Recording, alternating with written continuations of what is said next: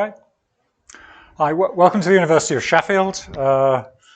If you're coming for the first time, well, welcome back to the University of Sheffield. So today's first talker is me and one of my colleagues who's research fellow here in cybersecurity, Aryan. I'm going to talk about digital twins and security, some work in progress, some observations and applicable threat model. I'm going to do some high-level stuff. Aryan's going to do some more detail, basically. Okay, so just to kick us off, so digital twin, here's what it is you're talking about. So digital twins mirror in some way real systems and their evolution, and that's an important point, the evolution of it, with some acceptable fidelity. It's a sort of modeling that goes on. Mirroring, I've used it, it's a term often used, but it's actually a flexible, it's a movable feast as to what exactly mirroring is. It's not direct mirroring, it's not direct reproduction. For example, the digital twin may well store data which is not stored by the real system, or even the digital model of the real local system that it's meant to be modeling. For example, a digital twin may look at trend data, which is essentially historical data. Quite a lot of systems don't remember their history. It's not in the nature of physics to remember its history. It just is what it is right now and goes forward. Information of a digital twin can be put into many purposes, and in time, more. That's important because what you will get with digital twins is function creep. Once information is available, lots more uses start appearing before people's eyes. And this actually has security relevance, so we shouldn't actually forget it. Most typically, and this is the way I tend to think of things, digital twins enables decisions to be made. Now that's part of a much more general system management, decision management system. It's about decision making of one form or another. And if you put that decision making framework hat on, it does give you a slightly different perspective as how you actually view the security of things. First of all, digital twins are not new in any way, shape, or form. I'm sure if I'd looked, I could have gone back centuries or whatever, pushing it a bit.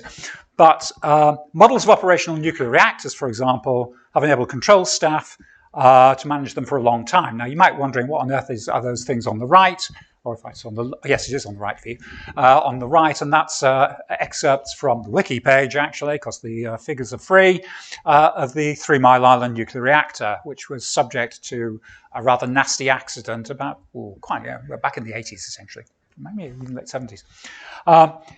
Inappropriate mirroring leads to big problems for both automated and manual decision making. Now, the 3 Mile Island incident is a case in point because the status of a relief valve, whether it was open or closed, it was appearing in the model of the system. It was what model as being open, and it wasn't. It was closed, which caused a bit of a problem, right? So there was a model reality mismatch, and we know in safety critical systems that causes real problems. The 3 Mile Island accident, which I'm just saying, I give the example of the relief valve. There were other problems, incidentally, one of which was, I believe, the operators were faced with about 60 different alarms in a minute. Spoiler, they don't have the intellectual and mental resilience to actually cope with that number of alarms being pelted at them left, right, and center. Another one actually is Stuxnet. For those of you who aren't familiar with Stuxnet, one of the really interesting parts of Stuxnet was what was called by Charles Langer the reality blocker. Systems analysts thought there was something wrong with the system, so they went out to him, tell me what's going on the system. Yeah, all command line stuff, actually. And the system just lied to them, right? And basically said, here's the system, and everything is absolutely all right. It was pre-configured, incidentally. It knew what it had to say to stop people being suspicious. But that's a security side. And what does that actually prove? Well, it proves that the interfacing between a digital twin and whoever uses the information of that digital twin, it could be a control system, for example, automated control system, but it could actually be a user management, if you like. That matters a lot. So we have to secure the interface by which that information is rendered available to the parties who actually use it. So I've described I'd have to say the Stuxnet reality blocker is utterly evil. This is the digital twin from hell. Right, okay. I just want to give a little bit out to give. Actually, digital twins, when I say there's nothing new, actually they introduce some new things, or certainly with a little bit of nuancing is actually possible. So I've chosen here the thing we're all familiar with. So I'm a security specialist, right? Technically, I used to be a lecturer in safety, so I do critical systems. But tonight, and actually from 9 till 5 for my job, I do security. Well, that's what I tell the university anyway, right? I do security. The thing we're all familiar with is denial of service. Well, actually, you can go further up that. What do we actually want from a digital twin? You'll often hear optimality of services. That's actually what digital twins enable. It gives them data on current status.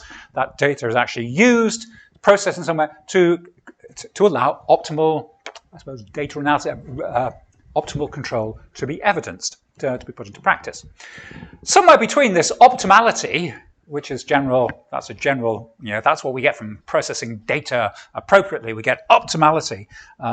Don't believe that 100%, right? Somewhere between that, you get degraded service. You sometimes talk about graceful degradation, which is the best you can do in the circumstances. If part of your kit's gone down, you do the best you can. That's usually referred to in safety or critical systems perspectives as graceful degradation. Somewhere between graceful degradation, which is degradation you actually know about, but are just coping, really well with it, is what I've described as ever so slightly degraded service, or if you like, suboptimal. If part of the reason for wanting to use IoT, for example, is that it enables you to reach optimal usage characteristics or ultimate performance, optimal performance, then you have to ask the question, would you actually notice if your performance weren't optimal? Even more, so what is optimality? Well, actually, in many cases, we use fancy algorithms. We pride ourselves. We will provide fancy algorithms to enable your system to perform optimally, however optimally is defined. Well, that's interesting. So if you have to subcontract optimality, the achievement of it, to algorithms where, frankly, you don't know what's going on, otherwise you wouldn't be using those fancy algorithms, you'll have simplified it somewhat more. Then if you have to subcontract the optimality creation out, the optimal control, if you like, because it's the best you can do in those circumstances and the algorithm aspect, you've got no independent way of checking whether what you're getting is optimal or not. So if someone said, what's the problem with this system? We're under attack, And someone says, well, what is it? Well, denial of service, it's fairly obvious, but you don't need AI to tell you you've got denial of service, right? You notice quite quickly. You might need something more sophisticated to tell when you've got, if someone says we're under attack, we're having suboptimality today, right? It's straight. But actually where it really matters, if it's just a matter of margins, for example, and you'll get this in the finance industry, if it's just getting that margin and that margin of performance is reduced, it's very hard to tell whether you could still have no independent way of determining whether your current performance is still optimal, especially since you don't know what the other agents in the system, they might have improved their algorithms, for example, things like that. So an attack on optimality may not leave the same tracks as other attacks do. You might never know it, but you'll suffer, and that's it. That's the best sort of attack. The best sort of attacks in anything when you don't know you've been attacked. So this is just a nuance, this sort of slight degradation, because slight degradation will affect performance. It might affect your products, their reliability at the margins, especially if the actual measurement of that performance is much downstream, etc. So there are some nuances which come out of this. So an analysis goal is to enable a confident and systematic analysis of a digital twin from a security perspective. Now we're going to hear a little bit more about that from Aryan. So in the following slides, we give an outline of, roughly speaking, of some aspects of how we're doing that. Do we address AI in these slides? No. No, but we don't address AI in these slides. That's what I thought. Right, okay. Right, okay. Thank you so much, Professor John. You're welcome. So in the Security of Advanced System Research Group, in order to provide the security for digital twin, first we come to the 6-dimensional digital twin model that is built on top of the 5-dimensional model of the TAO, where we have the physical entity that is actually the product, or the physical entity that exists in the field network or in the product of our customers. And then we have a digital entity that is going to collect the information from physical entity and synchronize it with a virtual entity. In the virtual entity, we will monitor and model the behavior of the physical entity and also the rules model of that physical entity that we have. The service entity is going to perform the functional service and the business service, where we can predict the fault or any problem that we may have with a physical entity. And the connection entity is the connection with all of these entities together, and as is presented in this slide. For the first time, we are introducing the management and security entity, where we expect to provide the synchronization of the digital twinning rate and also policy and regulation and the connection security between different of these entities. So first, we realized that we need to provide the draw the attack surface for different entities in the digital twin. We start with the cyber kill chain. You can have access to all of these results in this QR code if you wish. In the cyber kill chain, as you are aware, there are 7 stages of the pen testing. That is the reconnaissance, weaponization, delivery, exploitation, installation, and command control, and action on the objective, where the adversary trying to create the malwares or any malicious activity and then deliver it to the victim, physical entity or any other entities, and then execute it. And we list and conduct different pen testing in order to see that which one is available. These are the list for the physical entity ones, and then for the virtual entity, we have different set of techniques that can be conducted by adversary to perform this. And for the data entity, service entity, and connection entity. From our perspective, the connection entity was the most vulnerable one in the digital twin, considering the cyber kill chain threat modelings.